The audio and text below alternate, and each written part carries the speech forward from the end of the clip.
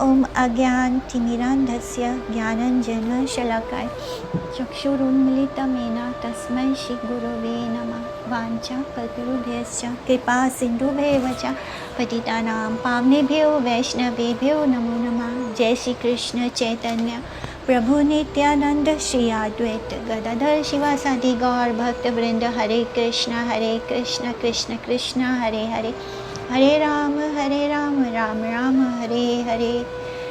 तो कल तैरत प्रणाम भारती माता जी। हरे कृष्ण। आगे बढ़ेंगे। कल हम लोग ने श्लोका नंबर 7 तक फिनिश किया था। आगे बढ़ते हैं। अब आएगा मेन श्लोक्स। मध्याखंड खटा ये न अमृतेरा खंड, ये कथा सुनीला गुचे अंतरा पाषंड। यानी मध्य खंड की कथा जैसे अमृत का ही खंड है, यानी अमृत का ढेला है, जिस कथा को सुनने से हृदय का पाखंड रूप अज्ञान विदूरित हो जाता है। हमारे हृदय का पाखंड क्या है कि हम लोग अपने आप को देह मानते हैं। ये एक सबसे बड़ा अज्ञान है और इसी एक अज्ञान के कारण हमारा जीवन इस संसार में, इस मटेरियल वर्ल्ड में उलझता जाता है। जो सबसे रूट कॉज है वो यही है कि हम लोग अपने आप को बॉडी मानते हैं। तो यही हमारे हृदय का सबसे बड़ा पाखंड है। तो इस मध्य खंड की जो कथा है वो बिल्कुल अमृत का ढेला है, अमृत का खंड है। जैसे मिश्री का ढेला होता है, बड़ा बड़ा टुकड़ा होता है, वैसे ही ये अमृत का खंड है, मध्य खंड की कथा, जिससे कि हमारे हृदय का जो पाखंड रूपी अज्ञान है वो खत्म हो जाएगा। मध्य खंड कथा भाई सुना एका चित्ते, संकीर्तना आरंभ हैला ये न मते। तो हे भाइयों, जिस प्रकार से संकीर्तन का आरंभ हुआ उस मध्य खंड की कथा को एक चित्त एकाग्र होकर सुनिए। गया करी आइले न श्री गौर सुंदर, परिपूर्णा ध्वनि हैला नादिया नगर। इस ध्वनि से समस्त नादिया नगर परिपूर्ण हो गया कि श्री गौर सुंदर गया की यात्रा से वापस लौट आए हैं।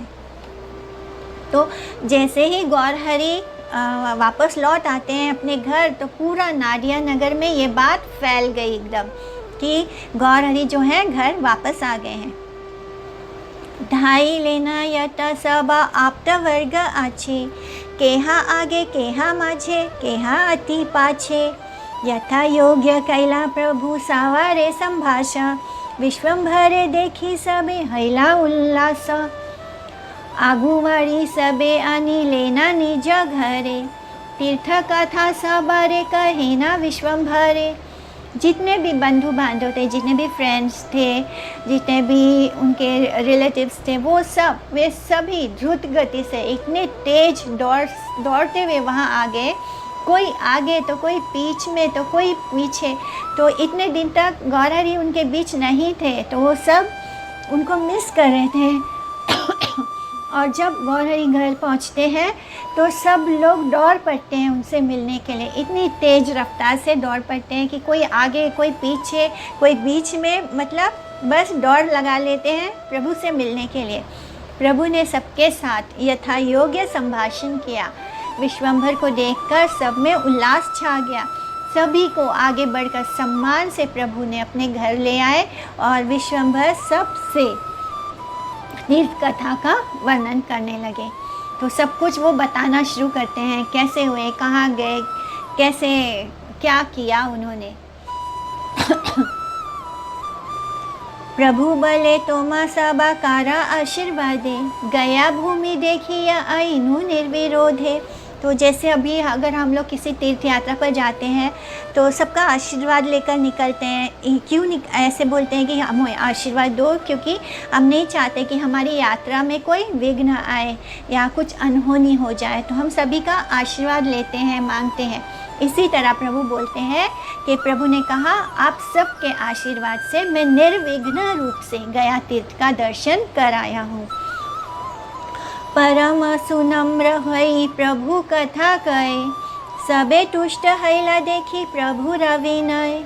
शिरे हस्त दिया के चिरजीवी करे, सर्वा अंगे हस्त दिया केहा मंत्र पढ़े, केहा वक्षे हस्त दिया करे आशीर्वाद, गोविंद शीतलानंद करुणा प्रसाद। तो सब लोग जो आए थे परम विनम्र होकर प्रभु अपनी यात्रा का कथा वर्णन कर रहे हैं और उनके विनय को देखकर सब लोग बहुत प्रसन्न हो रहे हैं।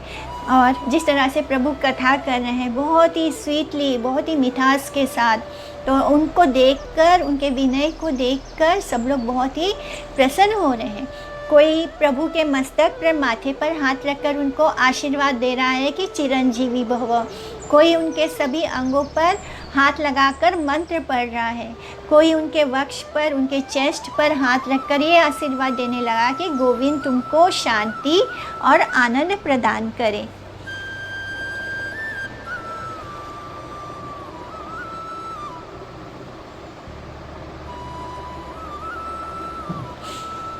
हैला आनंदमयी सच्ची भाग्यवती, पुत्र देखी हैला आनंदमयी सच्ची भाग्यवती, पुत्र देखी हरिषे न जाने अच्छे कति, लक्ष्मी राजन ककुले आनंद उठिला, पथी मुख देखिया लक्ष्मीरा दुख गेला, सकला वैष्णव गण हरिष हैला, देखी तेओ से ईशाने केहा केहा गेला।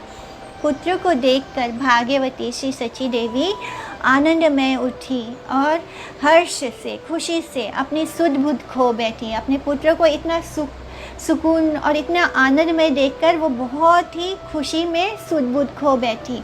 उनको यह भी ज्ञान नहीं रहा कि वे कहाँ हैं।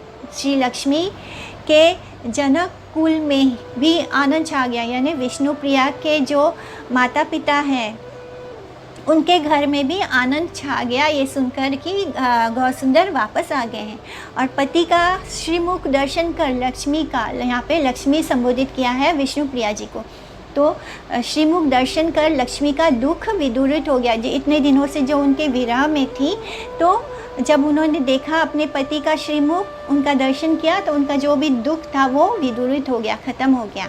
सभी वैष्णव वृंद भी, जितने भी वैष्णव थे वहाँ पर, वो सब भी बहुत हर्षित हो उठे, खुश हो गए। उसी समय उनके दर्शन के लिए कोई कोई वहाँ भी आ पहुँचे।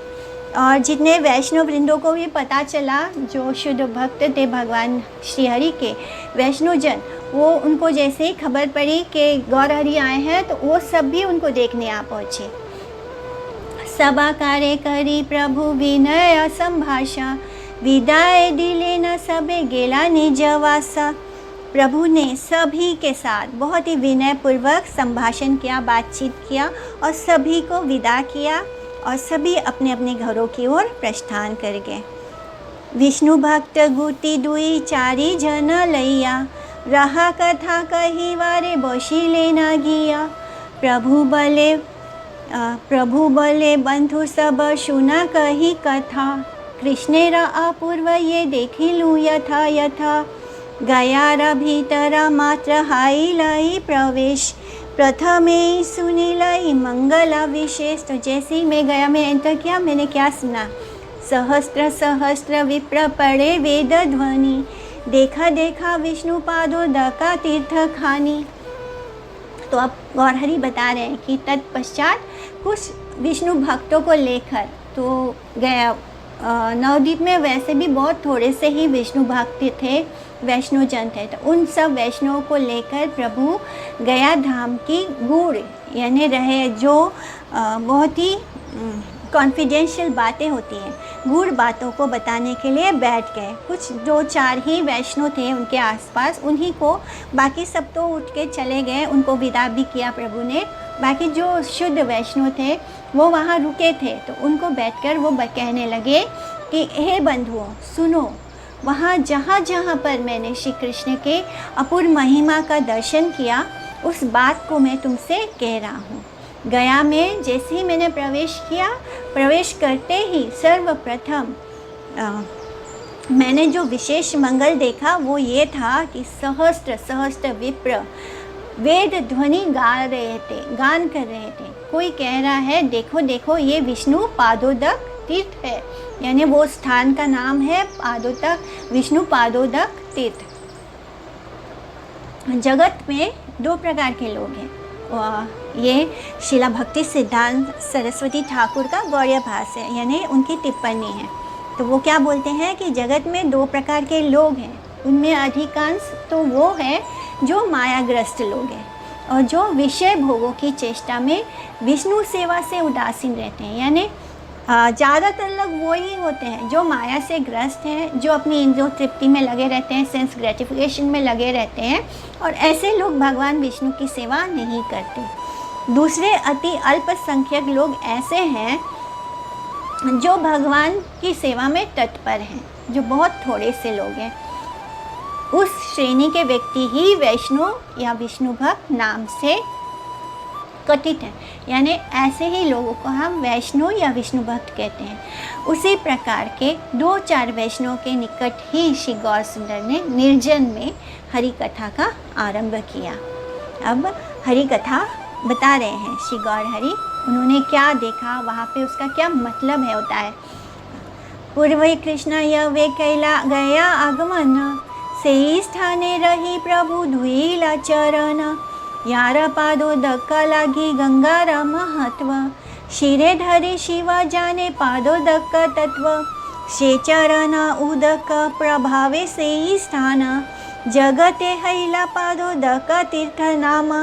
तो पहले जहाँ पर श्री कृष्ण ने गया में आगमन किया था, उसी स्थान पर रहकर प्रभु ने अपने श्री चरणों को धोया था।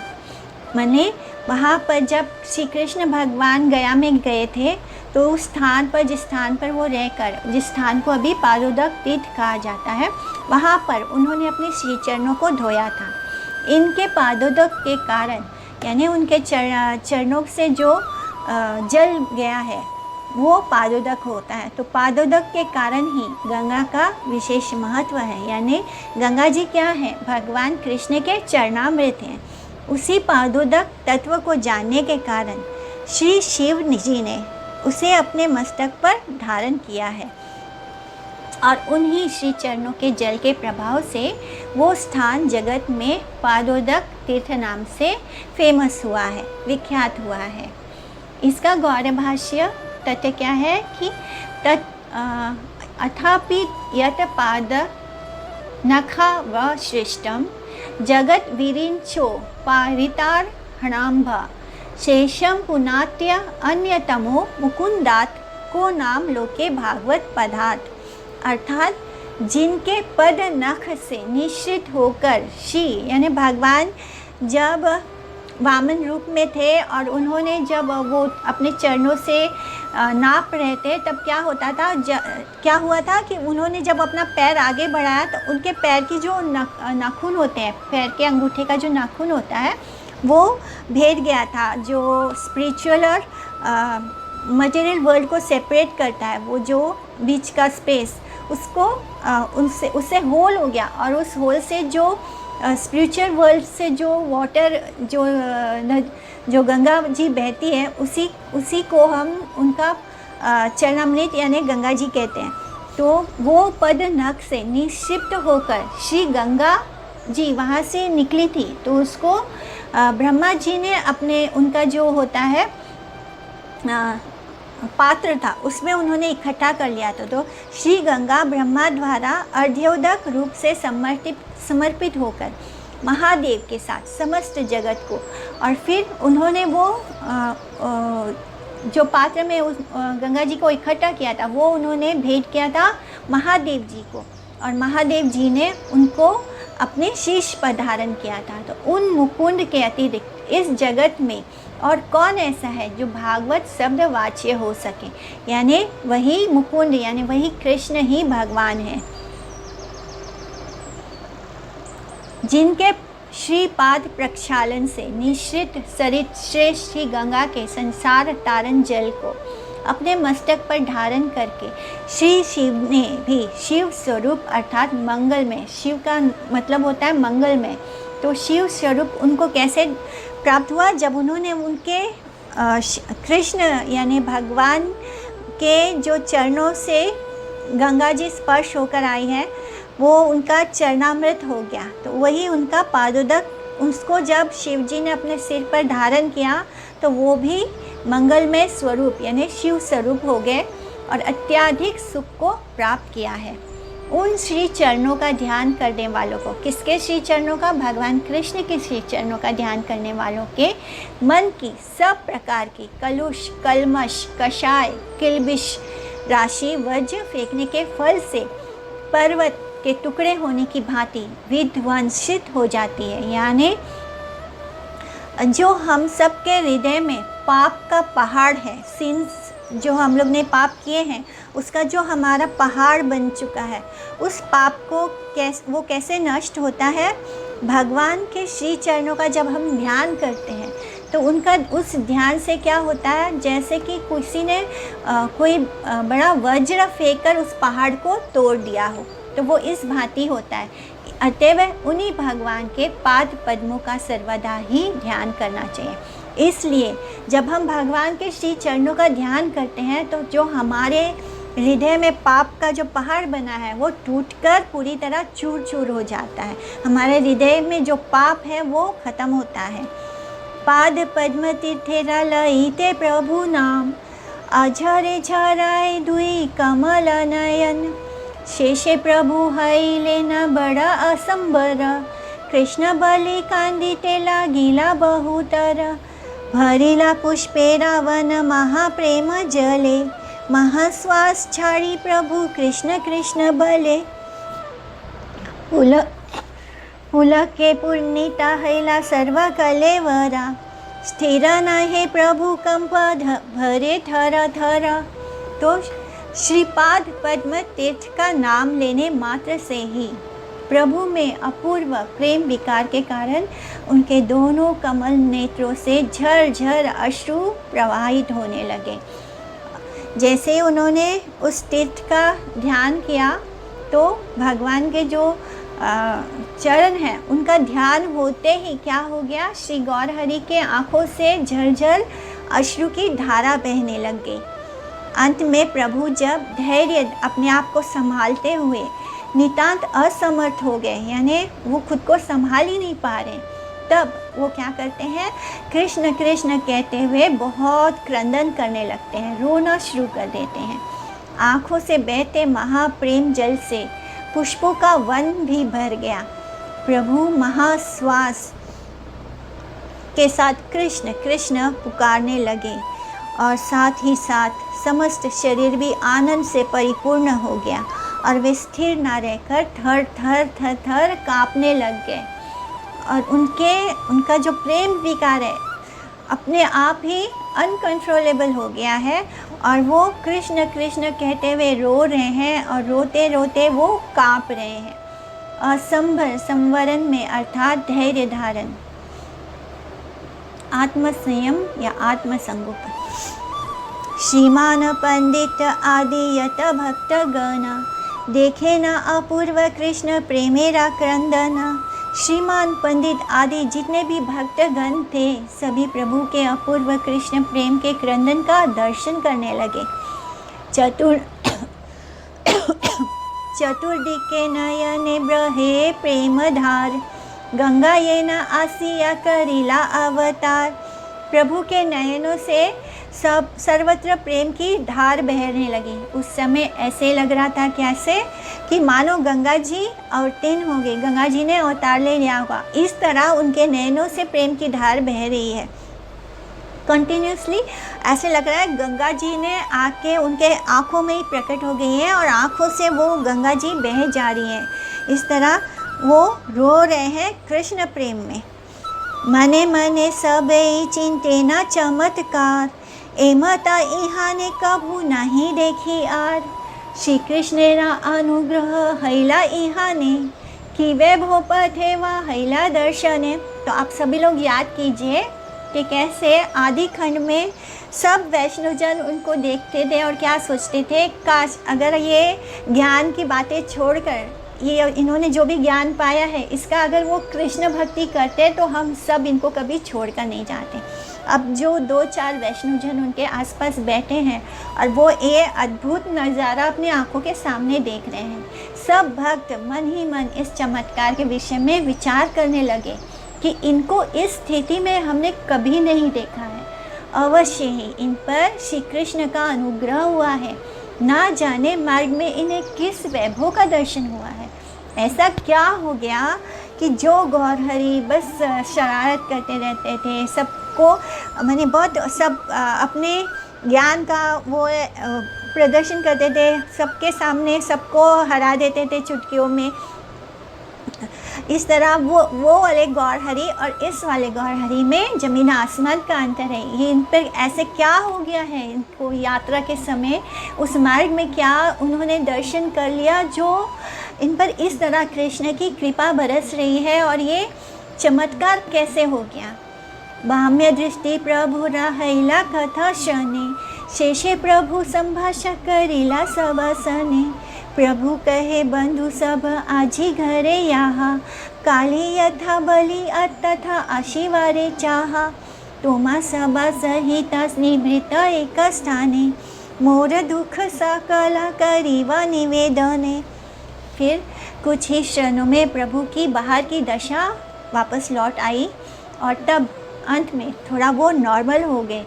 तब अंत में प्रभु ने सभी के साथ संभाषण किया, क्योंकि जब वो रो के कृष्ण कृष्ण पुकार रहे थे तो वो उस स्थिति में नहीं थे कि वो बातचीत कर पाए। और थोड़ी कुछ देर तक उस भाव में रहने के बाद धीरे धीरे वो वापस लौट आते हैं, नॉर्मल होते हैं। और फिर प्रभु सबके साथ बातचीत करते हैं और फिर वो कहने लगते हैं कि हे बंधुओं, आप सब आज तो घर लौट जाओ, कल जहाँ आने के लिए कहूँ वहाँ आ जाना। तुम सबके साथ एक निर्जन एकांत स्थान पर जाकर मैं अपना सारा दुख निवेदन करूँगा। तुम सबको साथ लेकर एक बहिरंग जनहीन स्थान, बहिरंग निर्जन स्थान, यहाँ पे भगवान क्या बोलने की कोशिश कर रहे हैं, जो शीला सरस्वती ठाकुर हमको समझा रहे हैं। बहिरंग जनहीन स्थान, बहिरंगी रंगा शक्ति किसको बोलते हैं, माया देवी को। तो वो कहाँ ले जाना चाहते हैं, जहाँ पे बहिरंग जनहीन, जहाँ पे मायावादी लोग ना हो, ऐसे स्थान पर अपने कृष्ण विरह दुख की बात कहूँगा मैं तुम सबको। बहिरंग लोगों में कोई भी मेरे कृष्ण विरह के दुख की बात को नहीं समझ पाएगा। जो मायाबद्ध जीव हैं, जो माया में एकदम ये है, जो मायावादी भी हैं, वो सब लोग मेरे इस दुख को नहीं समझ पाएंगे। इसलिए मैं ऐसे लोगों के सामने अपना दुख नहीं कहूँगा। मैं तुम सबको एक ऐसे स्थान पर ले जाऊँगा जहाँ पे माया का कोई प्रभाव ना हो। इसलिए मैं तुम्हारे जैसे अंतरंग भक्तों के निकट ही अपने कृष्ण विरह से आर्त हृदय का गुप्त द्वार उद्घाटन करके उसे खोलकर कृष्ण विरह वेदना निवेदन करूँगा। तो वो अब उन सब के साथ उस स्थान पर जाना चाहते हैं जहाँ पर कोई मायावादी व्यक्ति ना हो, कोई मायाबद्ध जीव ना हो, कोई मायावाद माने माया का कहीं प्रभाव ना हो। जिस स्थान पर सिर्फ शुद्ध भक्त हो, उनके सामने वो अपना हृदय खोलकर अपने दुख को बताना चाहते हैं, कृष्ण विरह को दिखाना चाहते हैं। कली सबे शुक्लांबर ब्रह्मचारी घरे, तुमी आर सदा शिवा आसी हा सत्वरे। श्री शुक्लांबर ब्रह्मचारी के घर तुम और सदाशिव कल जल्दी आ चले आना। यहाँ पर तुमी शब्द एक वचनांत रूप में गृहीत होने पर श्रीमान पंडित को ही समझना होगा। यानी वो श्रीमान पंडित को बोल रहे हैं कि श्री शुक्लांबर ब्रह्मचारी के घर तुम और सदाशिव कल आ जाना। और फिर उन्होंने सबको विदाई दिया।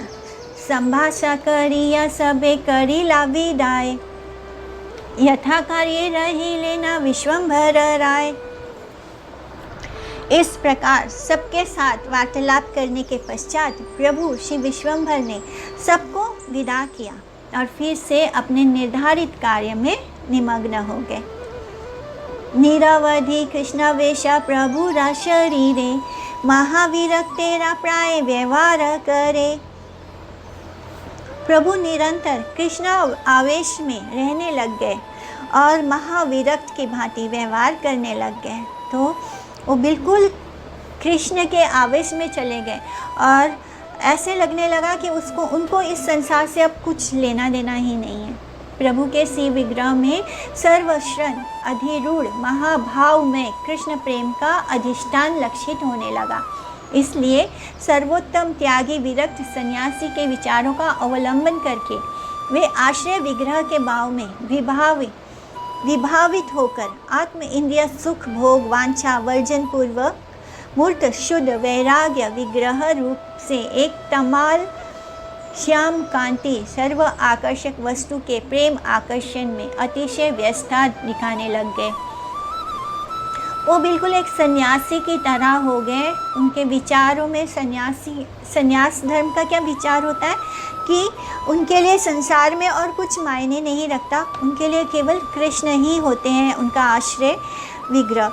इस तरह वो कृष्ण के आश्रय विग्रह में पूरी तरह खो गए। उनको इस संसार के अपने इंद्रियों की तृप्ति की कोई कामना नहीं बची। बिल्कुल वैराग्य आ गया उनके अंदर। और वो किसके वैराग्य में है? तमाल श्याम कांति सर्व आकर्षक वस्तु के प्रेम आकर्षण में अतिशय व्यस्तता दिखाने लग गए।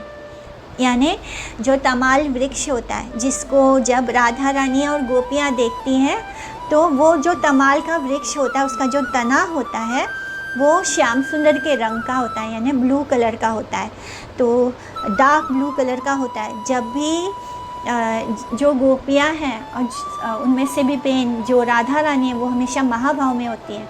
जब भी वो उस तमाल वृक्ष को देखती है तो राधा रानी को क्या लगता है कि उनके सामने कृष्ण है। तो इस तरह वही तमाल श्याम कांति वस्तु यानी कृष्ण जो सर्व आकर्षक है, श्री चैतन्य महाप्रभु उन्हीं कृष्ण के प्रेम आकर्षण में बहुत ज़्यादा व्यस्त हो गए। इस प्रसंग में ज्ञान वैराग्य और भक्ति के एक साथ अधिष्ठान के संबंध में, यानी गौर हरि के अंदर इस वक्त ज्ञान वैराग्य और भक्ति तीनों एक साथ ही अधिष्ठान कर रहे हैं। भक्ति परेशानुभवा विरक्ति अन्यत्र चैषा त्रिक एक काला प्रपद्यमानस्य यथास्नता शिवस्तुष्टि पुष्टि शुद्ध पायो अनुघासम। यह श्लोक विवेचना करने योग्य है। तो यह श्रीमद् भागवतम का श्लोक है। यानी जब हम भोजन का एक ग्रास मुंह में डालते हैं तब क्या होता है, उससे तुष्टि होती है, उससे हमारा हेल्थ भी बनता है, पुष्टि भी होती है, हम संतुष्ट भी होते हैं और हमारी भूख भी मिटती है। यानी हम संतुष्ट हो जाते हैं, हमारी भूख मिट जाती है और हमें हेल्थ भी प्रदान होता है, यानी तुष्टि भी होती है, पुष्टि भी होती है और शुद्ध पयोनु सुधाम होता है, यानी हमारी भूख शांत हो जाती है। तो इसी तरह इस वक्त गौर हरि के अंदर वही क्या हो रहा है, ज्ञान भी है, वैराग्य भी है और भक्ति भी है, एक साथ तीनों लक्षित हो रहे हैं।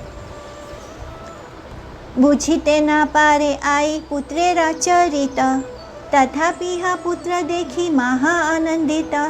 कृष्ण कृष्ण बलि प्रभु कराए क्रंदना आई देखे अश्रु जल भरिला आंगना। कोथा कृष्ण बलय ठाकुर बलिते प्रेम बाड़ाए प्रचुर।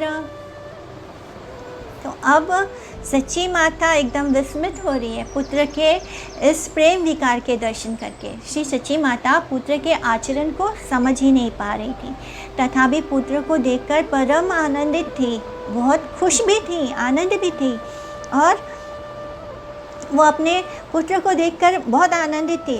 प्रभु क्या कर रहे हैं, कृष्ण कृष्ण कहते हुए क्रंदन कर रहे हैं और माता देख रही है कि अश्रु जल से उनका जो घर का आंगन है वो भर गया।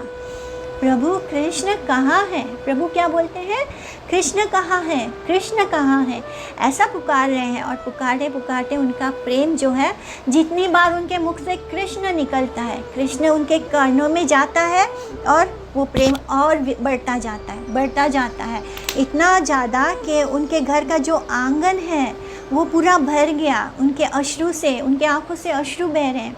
जितना प्रेम हृदय में आएगा आंखों से अश्रु अपने आप बहेंगे प्रेम के, कृष्ण के विरह में।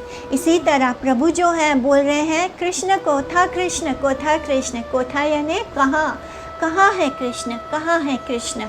और जितनी बार वो कृष्ण बोलते हैं उतना बार ध्यान कृष्ण में जाता है, और कृष्ण बोलते ही वो और भी ज़्यादा भावुक होते हैं, महाभाव में चले जाते हैं और कृष्ण के विरह में क्रंदन करते हैं। किछु नाही बूझे आई कोना वा कारण, करे योरे गेला आई गोविंद शरण। कुछ भी ना समझने के कारण सच्ची माता हाथों को जोड़कर श्री गोविंद की शरण में आ गई। आरंभिला महाप्रभु आपन प्रकाश, आनंद ब्रह्मांडमय हैला उल्लास।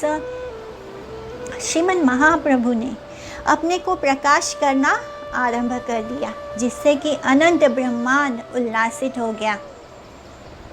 अभी तक सब पूरा ब्रह्मांड इसी पल का इंतज़ार कर रहा था। उनके बचपन की सारी लीलाएं पूरी होती हैं, वो गया जाते हैं, अपने गुरुदेव से दीक्षा लेते हैं और फिर उनका जो प्रेम विकार है वो प्रदर्शित होना शुरू हो जाता है। और जब से वो गया से लौटे हैं, उनको वो कृष्ण कृष्ण बोलकर रोते रहते हैं, क्रंदन करते रहते हैं। और उनके इस प्रेम विकार को देखकर क्या हो रहा है, जितना भी पूरा अनंत ब्रह्मांड, इतने सारे ब्रह्मांड है, एक ब्रह्मांड नहीं है, तो अनंत ब्रह्मांड जो है वो उल्लासित हो रहा है, वो खुश हो रहा है। प्रेम वृष्टि करिते प्रभुरा शुभारंभ, ध्वनि सुनियाय यथा भागवत वृंद। ये सभा वैष्णव गेला प्रभु दर्शने, संभाषा करिला प्रभु तासा बारसने। प्रभु ने प्रेम वृष्टि करने का शुभारंभ कर दिया और उसकी ध्वनि को सुनकर सभी भक्त वृंद वहाँ आने लगे। अब तक सब वैष्णव उनसे दूर रहते थे, पता नहीं ये क्या पूछेंगे, किस चीज़ में उलझा देंगे। लेकिन जैसे ही सबको पता चला कि वो कृष्ण कृष्ण वो पूरे भाव में जा रहे हैं, उनके अंदर प्रेम विकार जो है वो उसका शुभ आरंभ हो चुका है, और उसकी ध्वनि सुनकर क्या होता है, जितने भी वैष्णव जन हैं, भक्त वृंद हैं, वो उनसे मिलने को आने लगे। जीवों के प्रति करुणा के वशीभूत होकर प्रभु ने परम शुभ मुहूर्त में प्रेम वारी वर्षण आरंभ कर दिया, यानी प्रेम की वर्षा का आरंभ कर दिया। उसकी चर्चा प्रचारित होने मात्र से ही भक्तों ने श्रवण कर उसी क्षण प्रभु के निकट आना आरंभ कर दिया। अभी तक सारे वैष्णव दूर थे, और जैसे ही उन सबको ये नादिया में सबको ये बात पता चलने लग गई कि गौर हरि जो है, गौर सुंदर जो है, वो कृष्ण कृष्ण कहकर क्रंदन कर रहे हैं, और उनका प्रेम विकार जो है प्रदर्शित होने लग गया। उसको श्रवण करके जो भक्त हैं वो उनके पास आने लग गए। जो सब वैष्णव प्रभु के दर्शनों के लिए गए थे, उन सब के साथ प्रभु वार्तालाप करते हुए कहने लग गए। जो वैष्णव उनसे मिलने आए थे उनको क्या बोलने लगे प्रभु, काली शुक्लांबर घरे मिली बा असिया, मोर दुख निवेदिमु निभृते अबसिया। तुम सब कल शुक्लांबर के घर आकर मिलना, तब मैं एकांत में बैठकर तुमसे अपना दुख निवेदन करूँगा।